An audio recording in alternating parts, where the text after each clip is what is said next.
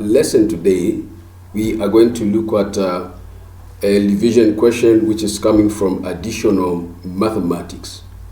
And the question reads, in the triangle ABC, angle ABC is 90 degrees, then AB is 5 centimeters, SC is 13 centimeters as shown in the diagram.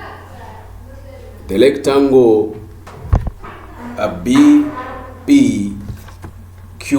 is such that its vertices P, Q, and R lie on BC, CA, and AB respectively. So as you can see there, AB is 5 centimeters, SC is 13 centimeters, then BP is X centimeters, then QP is Y centimeters. So show that Y is equals to 60 minus 5x over 12. Okay, so if you look at this diagram very well, we are able to observe there that AB is proportional to QP and BC is also proportional to PC. So how do we find that? We would say that that AB is proportional to QP, which is equal to BC proportional to PC, like that. So in this question, we don't have the length for BC, neither do we have the length for PC. So we have to find the length for BC and find the length for PC. So BC can be calculated by using Pythagoras theorem, where we're going to say that CB squared is equal to CA squared minus AB squared. The reason why we are using Pythagoras theorem is that triangle ABC is a right-angled triangle.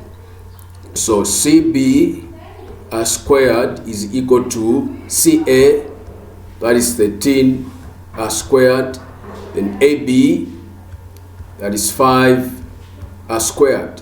So CB squared is equals to 13 squared, that is 169, then 5 squared, that is 25. So CB there will be equal to 144.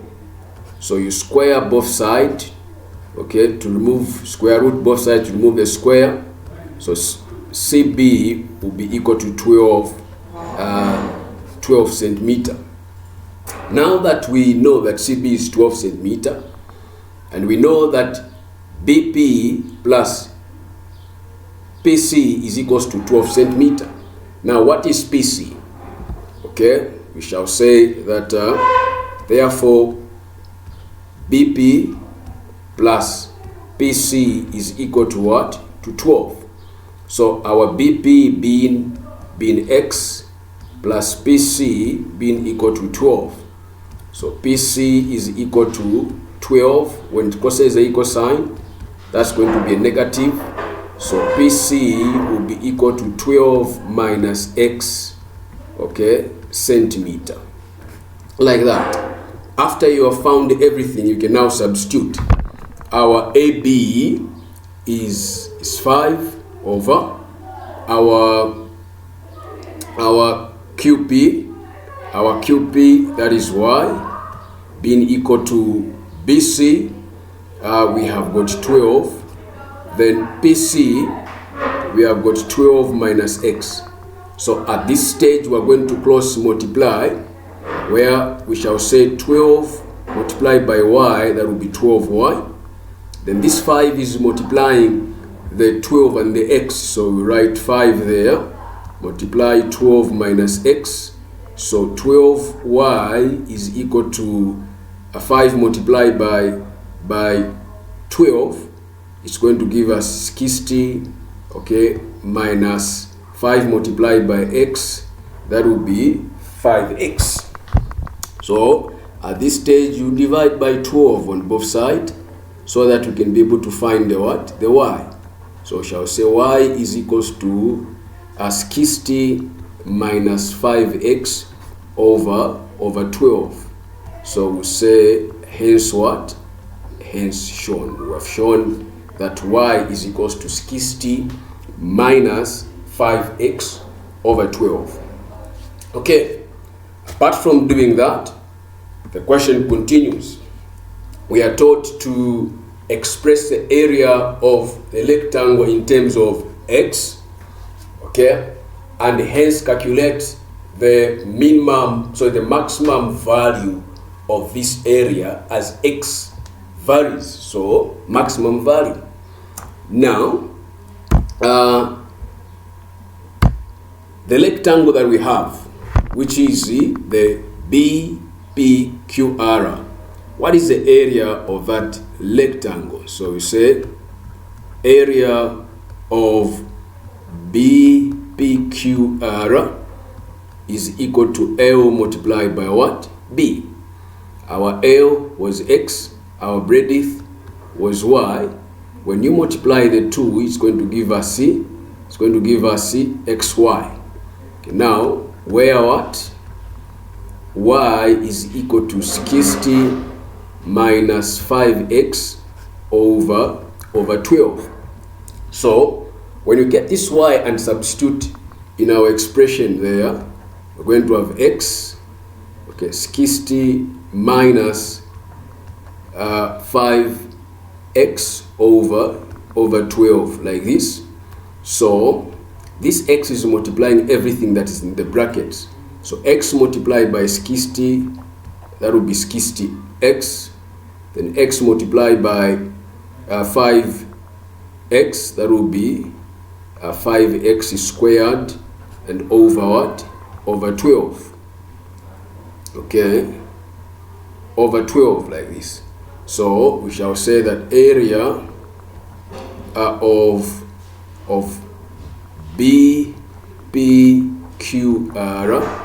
is equal to 60x, okay, minus 5x squared over 12. Okay. So we have shown now that this is the area in terms of x. Therefore, we need to find the numerical value of x and also the numerical value of y, and use them to find the maximum value of what? Of the area. Now, how do we do that? We're supposed to find the derivative of this expression. And also, kindly take note that the derivative of the area in respect with x is equal to 0. Okay, so the best way to differentiate this is to make each expression that is in this area there to have its own denominator, which is a 12. So how do we do that? We shall say that area, okay, of BPQR can also be expressed as 60x over 12 minus 5x squared over what? Over 12.